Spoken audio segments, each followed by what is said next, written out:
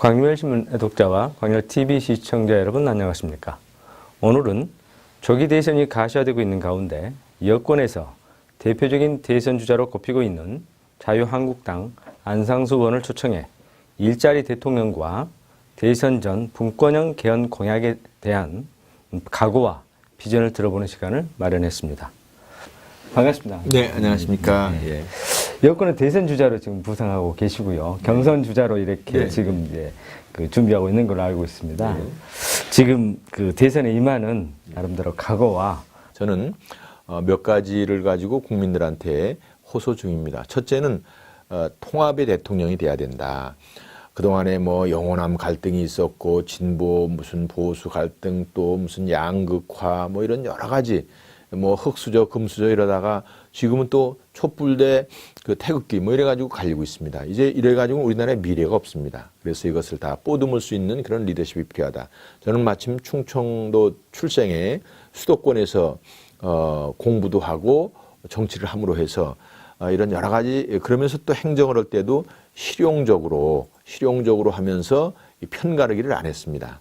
따라서 저는 저의 리더십이 이 시대에 필요하다 해서 통합의 대통령을 하겠다는 것을 했고요. 두 번째는 역시 이제 안보가 중요합니다.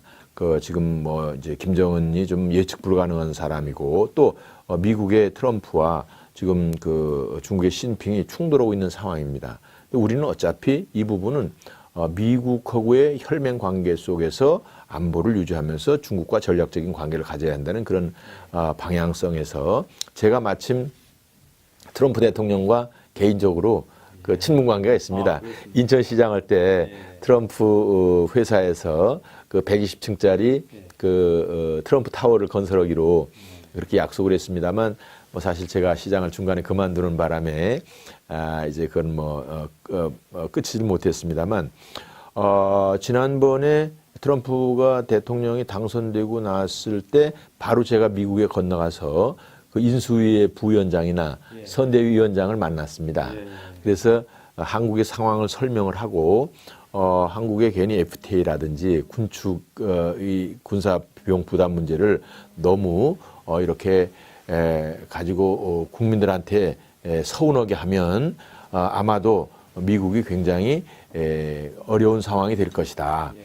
그것은 무슨 얘기냐 하면 중국과 미국이 지금 갈등 관계에 있는데 우리나라가 지금 교두보로 있는 상황에서 우리나라가 미국에 대해서 좋지 않은 감정을 갖게 되면 결국은 미국에 많은 부담을 갖게 된다. 이렇게 얘기를 했더니 일리가 있다. 그래서 그거를 트럼프한테 그렇게 보고를 하겠다. 이랬는데 결국은 지금 트럼프가 우리나라에 대해서 나쁜 얘기를 잘 않잖아요. 막 그런 역할이 가능하다는 것이고요. 마지막으로 이제 천천히 설명되겠습니다만 이제 300만 개 일자리를 창출하겠다. 이런 공약을 가지고 지금 이제 국민들을 설득시키기 시작을 하고 있습니다. 근데 지금 대선 주자 가는데 여권 내에서는 지금 이제 뚜렷하게 이렇게 부상하거나 이렇게 주목받은 여론조사상 나오지는 않고 있어요. 지금 이제 안 의원님 같은 우리 대선 주자들이 인지도를 올리고 나름대로 지지도를 끌어올려야 할 그런 어떤 이제 이 과제가 있는데 그동안에는 사실 우리가 기울어진 운동장이었습니다. 기울어진 운동장. 뭐 우리가 원체 잘못도 했고 그러면서 이제 분당도 하고 거의 새누리당이 없어진다고 할 정도까지 고통을 받고 그러다가 이제 임명진 위원장을 중심으로 당이 이제 재건되고 있고요. 그런 상황에서 이제 겨우 우리는 후보를 내세운 거기 때문에 여론이 지금 좋을 수가 없고 또 뭐 언론에도 지금 거의 드러나질 않았기 때문에 그렇습니다만 뭐 흔히 얘기하는 이제 선거 때 가면은 아마도 그냥 우리가 조금 불리한 50대 50이 될 것이다. 저는 그렇게 봅니다. 결국은 우리 당이 만약에 안상수가 자유한국당의 이제 후보가 되고 그럴 경우에 이제 소위 범보수가 또 이제 뭐 단일화를 하게 되겠죠. 야권도 아마 단일화를 하든지 이렇게 될 텐데 그렇게 되면은 이제 선거 때가 되면 막상 이제 투표에 얼마 앞두고 나서는 스윙 보터가 있지 않습니까?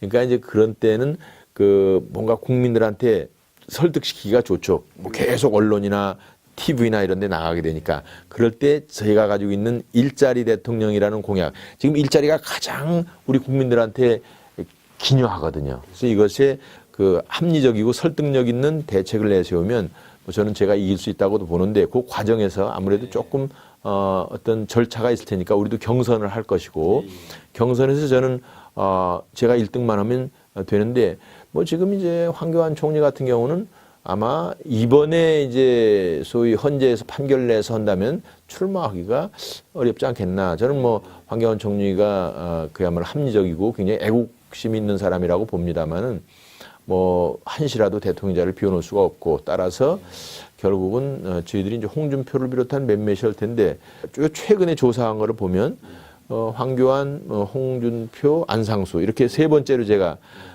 리얼미터에서 그 조사된 게 엊그제 있더라고요. 그래서 이제 조금 이제 시작했으니까 좀 치고 올라가면 좋은 일이 있을 거다 이렇게 봅니다. 예. 이 차원에서 우리 안 의원님이 가장 그 강조하고 계시는 일자리 300만 개 만드는 공약 굉장히 궁금할 것 같습니다. 좀 그 부분에 대해서 좀 자세히 좀 설명해 주시죠. 저는 아주 오늘 광주메일 TV에 그런 그 발표를 하게 된 것을 굉장히 자랑스럽고 보람스럽게 생각합니다. 제일 혜택을 많이 볼 것이 우리 전남 쪽이니까요. 우선 우리 국민들한테 가장 필요한 것은 일자리입니다. 소위 결혼도 안 하고 애도 안 낳고 그래서 뭐 3포, 5포 뭐 이래가지고 있고 인구 절벽이다. 뭐 일자리가 애들이 줄어든다 보니까 학교도 폐쇄가 되고 뭐 어마어마하게 어려운 문제들이 많습니다. 그래서 일자리가 필요한데 일자리에 대한 대책을 많이들 말씀들 하지만 사실은 특별한 대책이 저는 보이질 않습니다. 저는 300만 개 일자리를 반드시 만들어낼 수가 있는데 그것은 뭐냐?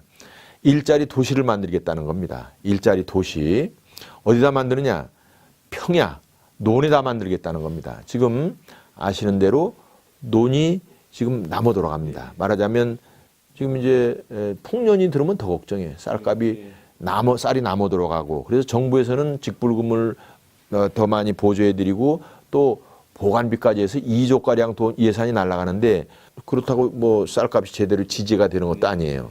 결국은 정부에서도 약 2억 7천만 평 정도의 논을 이제 더 이상 생산을 하지 말자 이렇게 되는 판이니까 그중에 1억 평을 1,000만 평씩 10개 정도로 나누어서 일자리 도시를 만드는 겁니다. 그래서 이것을 그냥 공단이나 어떤 택지를 만드는 게 아니라 한 단지 안에 그 배후 도시와 그 스마트 산단을 만들어서 여기에 배후 도시에 나오는 개발 이익으로 스마트 산단을 공짜로 만들 수가 있습니다. 공짜로 건설이 가능합니다.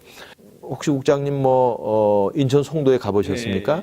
그 바다를 메꾸어서 제가 이제 도시를 만들지 않았어요. 그런 노하우인데 그러니까 노는 지금 한 평당 10여만 원씩이면 되거든요. 거기다가 한 30만 원 정도의 전기 상하수도 등 인프라를 갖추면 한 40만 원짜리 땅이 되니까 이것을 택지로 개발하면은 여기서 평균 140만 원 정도 받는 것은 어렵지 않겠죠. 그럼 한 100만 원 정도의 개발 이익이 나오는 겁니다. 그럼 이거를 30%인 300만 평을 곱해버리면 3조 원의 이익이 나와요. 그러면 여기 700만 평에 4728 2조 8천억 정도의 그 비용인데 아까 3조 원의 개발 이익이 난다고 그랬죠. 결국은 이 개발 이익으로 땅이 공짜로 700만 평이 생기는 겁니다. 그럼 이것을 우리 중소기업들한테 무상으로 임대하겠다는 겁니다. 무상으로. 중소기업은 어디냐? 해외 나가 있는 유턴기업, 또 혹은 부품 소재 산업 등 강소기업, 또 무슨 창업 투자하는 회사들인데 특히 지금 40대, 50대들이 명퇴가 많습니다. 대기업에서. 이분들이 노하우가 많은데 그냥 퇴직금 받아가지고 이거 이자 감당이 안 돼, 이자 해봐야 별일이 아니니까 어떻게 하느냐면 결국은 음식점이나 하고 체인점이나 하고 이러다가 다 날려요. 그러한 경험 있는 분들이 왔을 때 우리가 그 땅을 무상으로 임대해주고 아이템도 같이 골라주고 또 그러면 당연히 여기 이제 중소기업이 돌아가니까 여기 취직할 수가 있죠. 그리고 이것을 전량을 수출한다. 이런 컨셉인데 우리 젊은이들이 중소기업 가는 걸 별로 바라지 않습니다. 그런데 아까도 우리 국장님하고 얘기했습니다만 스마트한 도시를 만드는 겁니다. 그냥 뭐 적당한 택지에다 적당한 단지가 아니라 정말 쾌적하게 주거단지와 아주 그 IT 부가가치 된 그런 첨단 산업을 혹은 아주 꼭 필요한 그런 부품 제조 산업을 하면서 우리 젊은이들이 평생 직장이 될 수 있는 그러한 내용으로 하는 거고요. 그런데 그 도시가 약 10여 개 정도 구상을 했을 때 저는 전라남도에 3개, 전라북도에 하나를 하겠다는 겁니다. 왜? 평야가 많으니까. 평야가 많으니까. 이거는 그러고 항만이 가까워야 됩니다. 여기 광양 항만 가까운 쪽에 1000만 평짜리를 3개 도시를 만들면 여기에 일자리가 아까 이제 생긴다고 그랬죠. 뭐 보통 하나에는 전체는 300만 개인데 하나 같으면 30만 개가 생기는 겁니다. 그러면 3개 같으면 90만 개. 그러면은 광주에 지금 우리 전라남도가 인구가 계속 줄는데 인구가 늘어나는 거죠. 결국 전라북도도 물론 그렇고 그래서 결국 균형 발전이 되는 겁니다. 그러면은 그야말로 만사가 해결이 되는 겁니다. 일자리가 있으면. 그래서 그것을 제가 가지고 있는 노하우로 하겠다는 것이고 그것에 이제 우리 전라남북도가 가장 혜택이 많으니까 아까 농민들 쌀값 올린다고 그랬죠. 두 번째 예산 줄인다고 그랬죠.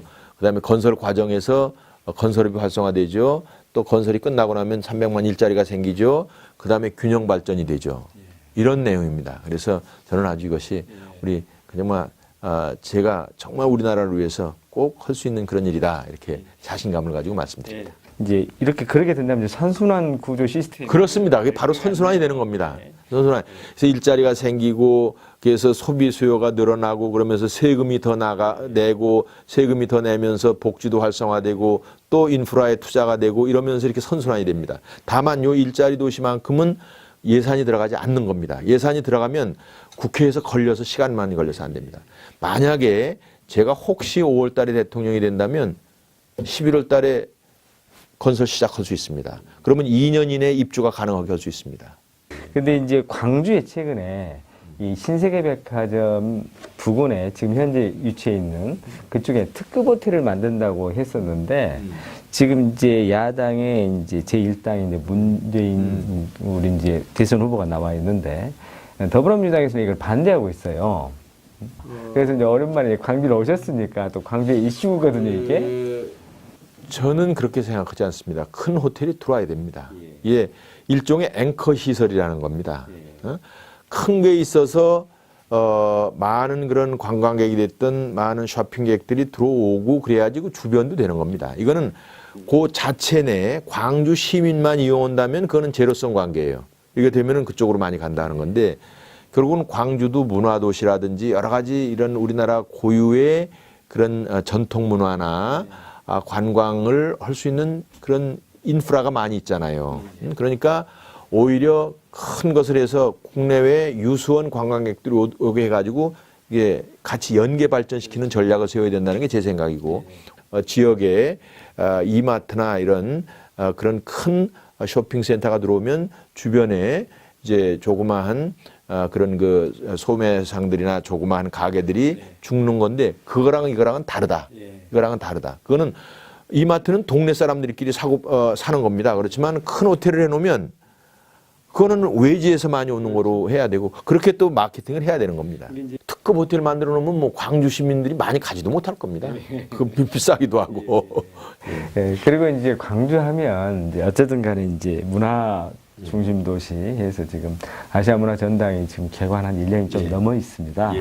근데 이제 불행하게도 어쨌든지 이제 참여정부 이후에 이제 정부가 이제 이명박 정부 들어서고 하면서 거의 예산 지원을 하면서 이게 안 되고 있는 상황이거든요. 그 점도 저는 이제 균형 발전이라는 가치가 굉장히 중요하다고 생각합니다. 균형 발전. 국토를 이렇게 좁게 써서는 안 됩니다. 그래서 어찌됐든 광주가 그래도 호남의 중심인데 시작을 안 했으면 그땐 굉장히 신중하게 생각을 해야 됩니다. 근데 시작을 한 상태에서 이거를 그냥 규모의 경제가 안 되게 해놓으면 지나간 것이 소위 매몰 비용이 됩니다. 썬크 코스트라고 그러죠. 그러니까 이것을 오히려 다양하게 해가지고 뭐 심지어 아까 그런 호텔까지 포함해서 해가지고 지금 요즘 뭐 중국은 또 그러니까 아시아의 관광객이 오게 할 수도 있고 그러한 그런 또 선순환의 그런 것으로 해야지 이거를 그냥 어떻게든지 조금이라도 좀 줄여보고 아껴볼까 하다가 보면은 이게 악순환의 고리가 또 되는 겁니다. 그래서 일단은 이게 광주가 아니고 또 이미 투자가 안 됐다면은 그거는 안 되는 거죠. 그렇지만 그 어찌됐든 광주를 키워야 됩니다. 호남에서 광주가 잘못되면은 호남 전체에 문제가 있는 거거든요. 그래서 그거는 그런 관점에서 봐야 된다. 저는 그렇게 생각합니다. 예. 이제 광주 하면 이제 그 지금 현 정부에서도 자동차 100만 도시를 이제 내걸었었는데 사실상 이게 이제 자동차 부품 클러스터인데 이제 일명 요즘은 차세대 이제 자동차라고 하는 전기 자동차라든가 수자동차 이제 부품 클러스터로 이렇게 좀 변경이 됐거든요. 그것은 제가 이제 현황 파악이 좀 덜 됐습니다. 내가 말은 들었어요. 그런데 제가 지금 하는 일자리 도시라는 것이 바로 그런 것을 하자는 겁니다. 근데 다만 너무 자동차 쪽으로만 특화시키면 자동차의 불경기나 혹은 1차 벤더들이나 혹은 어셈블리 어느 쪽의 변동에 따라서 어려움이 처할 수도 있어요. 그러니까 뭐 그건 그대로 뭐 가야 되겠지만 아예 저 같은 경우는 이거를 그냥 1000만 평짜리를 3개 도시를 만든다는 거니까 거기에다가 이와 같은 부품 소재 산업으로 특화를 시키자는 거거든요. 좀 전에 말씀하신 대로 4차 산업이라든지 뭐 이런 무인 자동차, 로봇, 뭐 이런 그 융합 기술로 나오는 그런 제품들도 결국은 부품 소재가 같이 따라가지 않으면은 이거는 잘못하면 일자리를 줄이는 겁니다. 광주 같은 경우에 저는 이제 그때 얼핏 듣기로 뭐 임금을 한 연봉을 4천만 원 미만으로 하고 그렇게 해서 경쟁력 있게 가자 하는 건데 좋습니다. 좋고 다만 여기에도 대지를 만약에 무상임대한다면 훨씬 코스트가 다운되는 겁니다. 그렇죠? 그리고 또 인프라가 유기적으로 잘 연결이 되고 거기다가 아예 배후 도시까지 모든 일상생활을 하는 거죠. 사람이 주거해서. 근데 그 도시 자체를 저렴하게 살 수 있게 한다는 거죠. 왜냐하면 도시가 비싼 도시가 아니니까. 그 40만 원에 조성된 가격이란 그런 도시이기 때문에 거기다가 아무리 많이 하더라도 예를 들어서 아파트는 뭐 한 7, 800만 원 이상이 안 될 수가 있고 상가도 싸게 하고 그러다 보면 모든 가격이 다운이 될 수 있는 그러한 아주 상당히 그 쾌적하고 스마트하지만 가격이 낮은 도시를 만들다 보면 경쟁력이 있게 되고 결국은 시장에서는 경쟁력이 없으면 안 됩니다. 그런 경쟁력 있는 도시를 만들겠다는 거니까 그거는 제가 가지고 있는 계획과 이 그 자동차 부품 쪽을 잘 접목을 시키면 가능도 하다. 저는 그렇게 봅니다. 그 의원님께서 안보라고 하는 것을 굉장히 중요한 이슈로 지금 던지셨는데요. 그 부분도 한번 얘기해 주시죠. 안보는 사실 여야가 없고 무슨 지역도 없고 뭐 안보야말로 경제를 다소 뭐 희생하더라도 그 지켜야 될 가치입니다. 뭐 이를테면 우리가 6.25 전쟁을 치른 나라이기도 하고 또 북한이 저렇게 호전적이기 때문에 어찌됐든 우리가 방어적 수단에 쌓아두는 설치하는 게 맞습니다. 그것을 뭐 이러저런 얘기를 해봐야 그거는 다 곁가지고 일단 북한에서 핵을 개발하고 미사일을 고도화시키는 상황에서는 속된 말로 첫방 맞으면 가는 거거든요. 그러니까 첫방을 우선 방어를 하고 그 다음에 무슨 뭐 대책을 세우든지 공격을 하든지 해야 되는 것이기 때문에 그렇고 중국이 조금 과잉 대응을 하지 않느냐. 뭐 저 방어용이라는 것이고 그런 건데 일단은 좀 너무 정치적으로 이거를 중국이 하고 있지 않느냐 하는 아쉬움이 있는데 우리가 이제 그건 고슴도치 작전으로 나가야 됩니다. 이건 안보만은 안 된다. 이렇게 하다 보면 또 얼마 지나면 중국도 경제 면에서는 좀 풀어질 겁니다. 일본의 센카쿠 열도 사건 났을 때 그때 뭐 전쟁 즉발인 것 같으면 또 해결이 되잖아요. 우리 광주 전남 우리 또 지역민들에게 이제 여권 유력한 후보로서 나름대로 이제 그 준비한 공약도 이런 게 있지만 특별히 이쪽 지역민들에게 하고 싶은 얘기가 있을 것 같습니다. 우리 호남이 우리나라 역사에서 그 많은 기여를 한 건 다 알죠. 호남이 없으면 나라도 없다 그런 말씀도 뭐 우리 김대중 대통령도 하시고 그랬는데 뭐 그건 뭐 원래 이제 이순신 장군이 한 말이죠. 어디도 마찬가지입니다. 다 가치가 있는 것이고 호남, 충청, 영남 다 있어서 우리가 같이 어우러져 살아야 되는 것이고 그런데 그동안에 또 일부 헐대된 것도 사실이고 그렇습니다만 앞으로 그 균형 발전 차원에서도 잘 될 것이고 제가 특히 그 일자리 대통령이라고 해서 300만 개 일자리 도시서부터 출발하는데 공교롭게도 그것이 호남에 가장 혜택을 주는 공약이 됐습니다. 그래서 이런 점들을 잘 고려하시고 저는 뭐 충청도 태생으로 수도권에서 정치 활동을 했기 때문에 특별한 어떤 이런 갈등 관계 있지 않습니다. 더 열심히 통합을 위해서도 그렇고 일자리를 위해서도 그렇고 앞으로 열심히 할 테니까 특히 자유한국당이 과거와는 달리 정말 더 노력을 할 테니까 좀 관심을 가지시고 또 자유한국당의 후보가 되는 것은 좀 적극적으로 밀어주시고 본선 때는 또 그때 가서 판단을 하시고 그러면 더 좋을 것 같습니다. 예. 오늘 그 모처럼 이제 그 광주 전남에 오셔가지고 300만 개 일자리 창출 관련 또 얘기도 해주시고 안보 관련 얘기도 해주시고 여권 후보로서 그 비전과 이런 그 공약을 얘기해 주셔서 아마 우리 국민들도 판단을 잘 하실 거라 믿습니다. 오늘 고맙습니다. 네, 감사합니다.